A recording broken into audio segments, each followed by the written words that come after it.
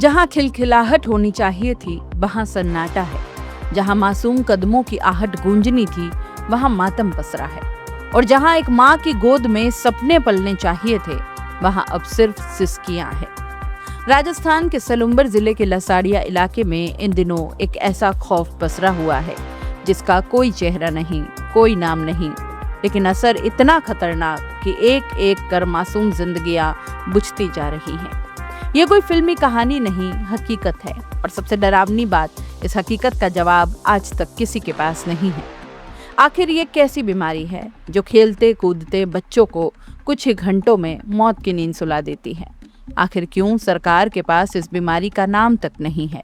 और सबसे बड़ा सवाल, क्या ये लापरवाही है या फिर सच में कोई रहस्यमयी मौतों का सिलसिला चल पड़ा है?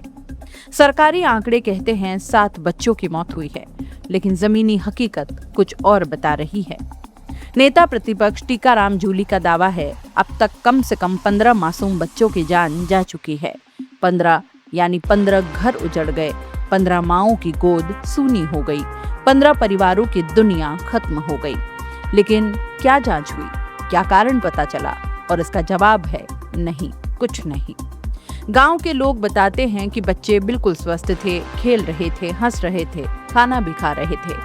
फिर अचानक घबराहट, तेज झटके, उल्टियां, आवाज बंद, शरीर अकड़ जाना और कुछ ही घंटों में मौत हो गई। ये आम बुखार नहीं, ये कोई सामान्य वायरल नहीं। फिर आखिर है क्या ये? सोचिए, इतनी बड़ी घटना, इतने बच्चों की मौत, लेकिन ज्यादातर बच्चों का पोस्टमार्टम तक नहीं हुआ। क्यों? जानकारी का अभाव, सिस्टम की लापरवाही या फिर गांव की अनभिज्ञता? अगर पोस्टमार्टम होता तो शायद आज जवाब मिल जाता। अब हालात ये हैं कि एक बच्ची का सैंपल भेजा गया है और उसी के भरोसे पूरी जांच टिकी है। लसाड़िया सीएचसी की हालत जरा सुनिए। 10 में से 8 पद खाली हैं, डॉक्टर नहीं, संसाधन नहीं, समय पर इलाज तक नहीं।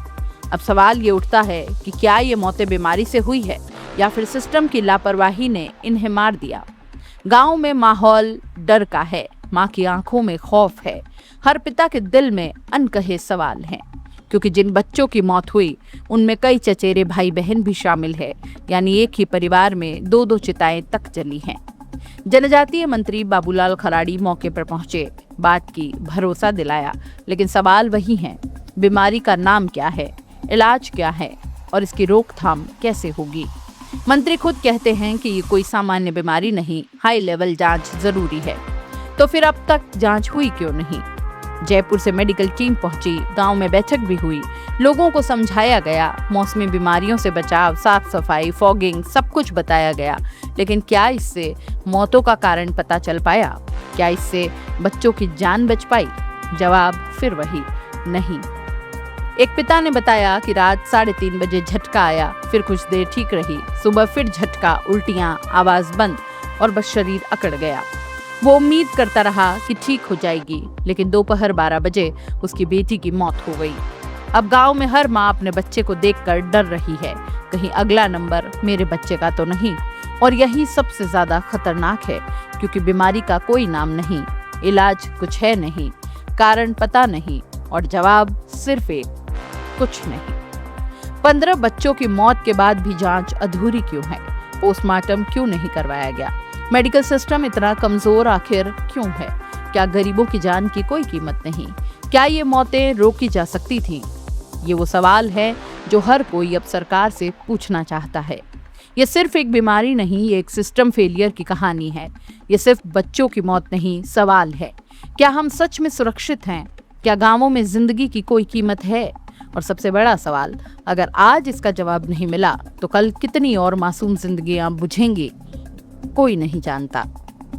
ये बीमारी रहस्यमयी है या लापरवाही की साजिश, ये अभी साफ नहीं है। लेकिन इतना तय है कि अगर अब भी सिस्टम नहीं जागा तो लसाड़िया की ये सिसकियां कल पूरे देश की चीख बन सकती हैं।